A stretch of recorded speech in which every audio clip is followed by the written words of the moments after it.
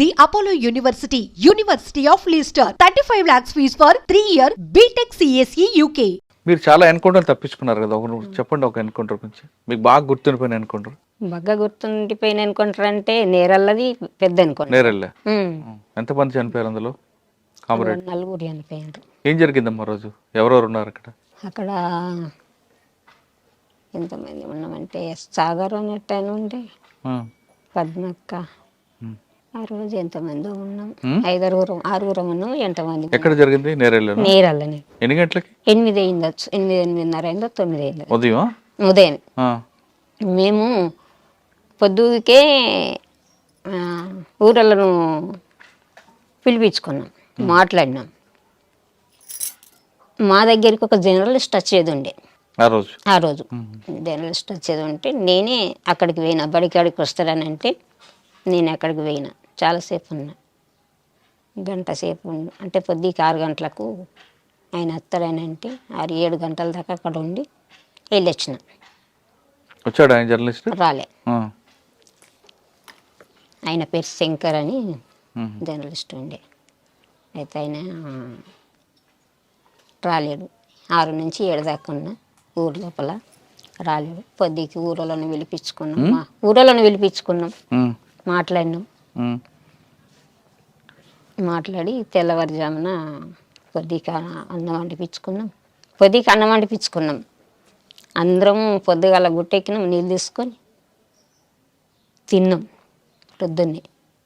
పొద్దున్నే తిని పడుకున్నాం. సెంట్రీ డ్యూటీ నాదే ఉండే. నేనే సెంట్రీ చేసిన. మళ్ళీ తర్వాత నా సెంట్రీ అయిపోయిన తర్వాత ఇంకొక ఆయన సెంట్రీ ఉండే. ఆయన నా పక్క పొంటే ఉన్నాడు. ఇంకొక ఆమె రాసుకుంటున్నది. వీళ్ళేమో నిద్రపోయిండు. లక్ష్మణ్ సెంట్రీ డ్యూటీ నీదే ఎక్కువ అని చెప్పాను. ఇక అన్న వల్ల ఆయన సెంట్రీ ఎక్కిండు. ఆయన సెంట్రీ ఎక్కిన వల్ల ఈమె లేచింది, ఇంకొక ఆమె లేచి బయటకు వచ్చింది. వచ్చి ఆమె ఏదో టాబ్లెట్ వేసుకొని అక్క 600 రా, బయటకు పోద్దాను రానంటే గిట్లా బయటకు వచ్చినాం. వచ్చినప్పుడు ఏమీ లేదు అసలు. వచ్చి కూర్చుండి మళ్ళీ రాసుకుంటున్నాం. మేమిద్దరమే రాసుకుంటున్నాం. రాసుకునే టైంలోనే ఈ సెంట్రీ ఆయన ఏం చేసిండంటే, అక్క అయ్యము సప్పుడు వినబడుతుందని అన్నాడు. అన్న వల్ల ఏం సప్పుడు అని చెప్పాను. మేము తుపాకీ పట్టుకొని చూసినాం. లేచి చూసేటలకల్లా వాళ్ళు ఫైరింగ్ ఓపెన్ చేసిండ్రు. మేము ఓపెన్ చేసినాం. కానీ వీళ్ళు పడుకున్నట్టుగానే దగ్గర దాకా, అంటే వాళ్ళు మొత్తం క్రావలింగ్లో వచ్చిండ్రు అనుకో. మాకు వాళ్ళ తలలు ఏర్పడినాయి కానీ కూర్చొని ఎట్లా అంగి గిట్లా వచ్చినట్టుగా లేదు. దగ్గర దాకా వచ్చేదాకా ఏర్పడలేదు. అంతకంటే ముందే ఒక ఆయన అక్క వచ్చిండు. వచ్చిన ఆయన తోటి మాట్లాడినాం, పంపించినాం. ఆయన వేయిండు. పోలీసు వాళ్ళు వచ్చిండ్రు. వీళ్ళు మంచి నిద్రలో అయిపోయినరు వీళ్ళు. మేమేమో తెల్లతోటి ఉన్నాం. ఇవాళ పటాపట్ 3 దిశల నుంచి ఓపెన్ చేసిండ్రు. మేము తెల్లతోటే ఉన్నాం కనుక మేము ఓపెన్ చేసినాం. అప్పుడు మేము ఓపెన్ చేసి కొట్టుకుంటా మేము వచ్చినాం. ఇక మేము బయటకు వెళ్ళిపోయినాం. ఇక లోపల వాళ్ళు పండుకున్నట్టుగానే చనిపోయినారు. అయ్యో, అట్లా అన్నట్టు. బాధ అనిపించదా? బాధపడ్డారా? అనిపించుడేనా. మరి ఎక్కడ కలుసుకున్నారు మీ అందరూ? మరి ఎన్కౌంటర్ అయినప్పుడు పలాని ప్లేస్లో కలుసుకోవాలనేది ఉంటుంది. ఏపీటీ ఉంటుంది. ఇక వాళ్ళిద్దరు ఒక కై అయినరు. మళ్ళీ నేను ఒకదాన్ని ఒక కై అయినా. నేను ఒంటరిగా అయిపోయినా, వాళ్ళు ఇద్దరు ఒక కై అయిపోయినరు. పొద్దున్న దాకా చుట్టూ పోలీసు వాళ్ళు. ఇక నేరల్ల చుట్టూ పోలీసు వాళ్ళు. ఇక ఎక్కడ కూడా మనం గుట్ట దిగ రాకుంటున్నది పోలీసు వాళ్ళు. ఆ టైంలో ఇక పొద్దున్న దాకా, ఈ టైం నుంచి మొదలు పెడితే పొద్దుగుకేదాకా పోలీసు వాళ్ళే ఉన్నారు. గుట్ట దిగరాలేదు, కిందికి రాలేదు. ఎక్కడున్నారు? గుట్ట మీద ఉన్నారు. గుట్ట మీద నన్ను మరి పోలీసు చూడలేదు గుట్ట మీద? లేదు. అంటే ఇంకో దాని మీదకైనా ఉన్నాం కానీ ఇక మొత్తం నేరల్ల అడవి పెద్దదే కదా. ఇక ఎటు పక్క పోయి దిగి చూద్దామన్నా కానీ పోలీసు వాళ్ళే ఉన్నారు. ఇక మొత్తం రౌండ్ ఉన్నారు. ఇక ఎటు దిగరాలేదు. పూర్తిగా పొద్దు గూకేదాకా దిగలే. ఇక ఆ రోజు నీళ్లు లేవు, ఏమీ లేవు. ఇక మళ్ళీ పైరింగులకి వెళ్తే పైరింగులో దూపు అవుతుంది కూడా, నోరైపోతుంది కూడా. కానీ ఆ రోజు అయితే ఎట్లంటే ఈ కాళ్ళ మధ్యలో నుంచి ఏళ్ళ మధ్యలో నుంచి చెవుల మధ్యలో నుంచి ఇట్లా వెళ్ళిపోయినాయి కానీ మనకెందుకు అది పూర్తిగా దాకలేవు అనుకో ఇక కొంచెం కొంచెం ముక్కలు ముక్కలు దాకినాయి ఇట్లా కాళ్ళకు.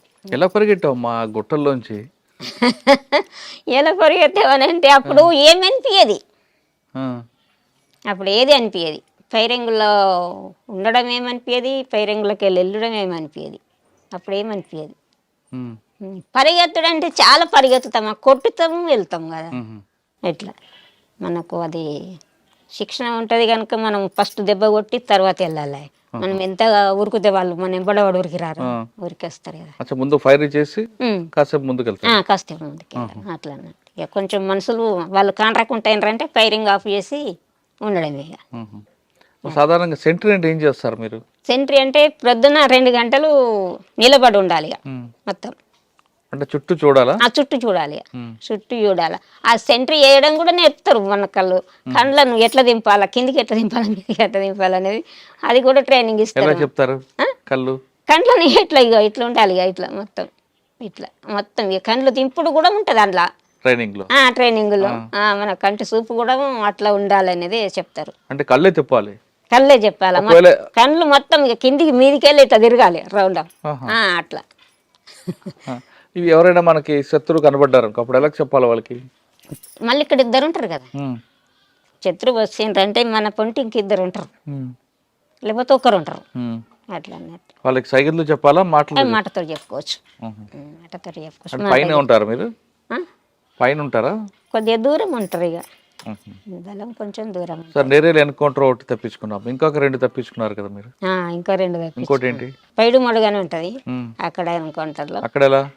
అమ్మా, ఇందాక జరిగిన ఎన్కౌంటర్ లో ఎవరు సమాచారం ఇచ్చారు పోలీసులు మీరు అక్కడ ఉన్నారని? అది సమాచారం ఎవరు ఇచ్చిండ్రు అనేది కూడా నాకు తెలియదు. తర్వాత ఏంటంటే ఈ జర్నలిస్ట్ అయినట్టు ఆయననే పోలీసు వాళ్ళు మళ్ళీ జాడకు లేకుండా పంపించారు. ఆయన పత్రిక లేకుండా హైదరాబాద్ పంపించేసారు, అడ్రస్ లేకుండా. ఆయన ద్వారా వచ్చింది సమాచారం అని అనుకున్నాం. మళ్ళీ ఏంటంటే ఆయన జర్నలిస్ట్ మళ్ళీ ఊర్లో ఉండాలి కదా, జగిత్యాల. ఆయన లేడు అక్కడ కాదు హైదరాబాద్లో లేడు ఇక. ఎక్కడున్నది అనేది పత్తనే దొరకలేదు. మళ్ళీ నేను ఇంటికి వచ్చిన తర్వాత కూడా అడిగారు పోలీసు వాళ్ళు, మీకు శంకర్ మీద మీకు డౌట్ ఉంది కదా అని అడిగాను. ఎవరు అడిగారు?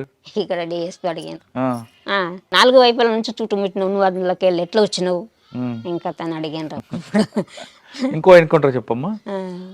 ఇక పెడుమడుగుది దాంట్లో 3 అనిపోయినారు.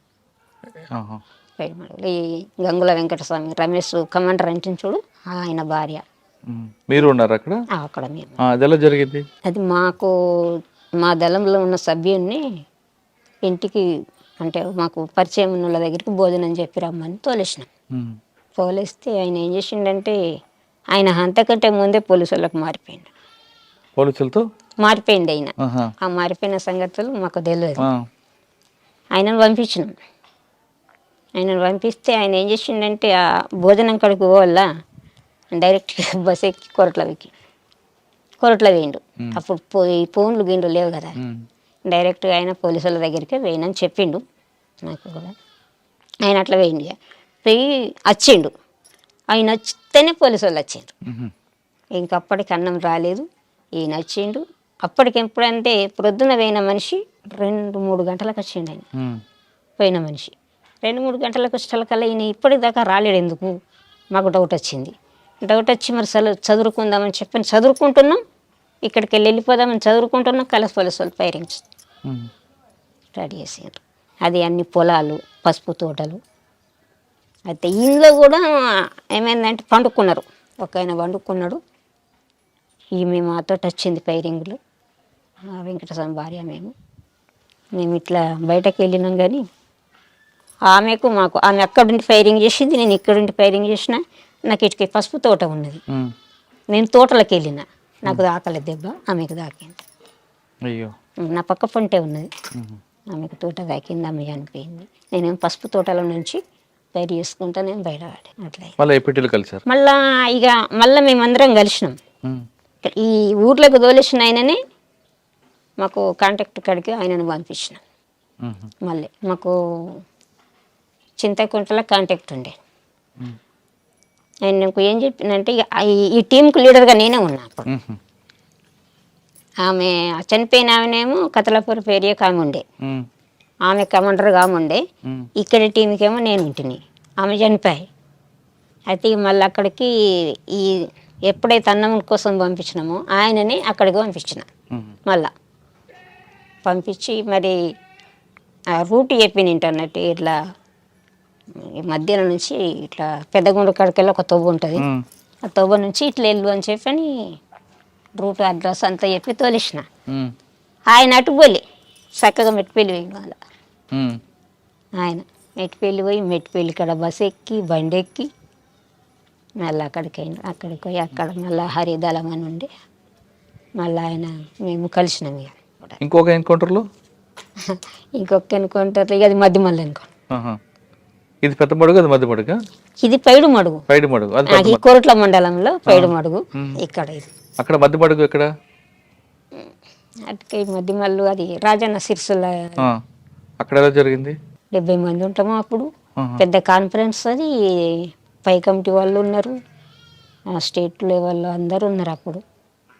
బాగా పెద్దది అది. ఇక అది పెద్దదైతే పొద్దుకి పండుకున్నాం, ఆ రోజు అంత ఉన్నాము. ఒకరోజు జెండా ఆవిష్కరణ చేసినాము, ఉమ్, జెండా ఎగిరేసినాం, అక్కడ స్తూపం కట్టినాము, జెండా కట్టినాము.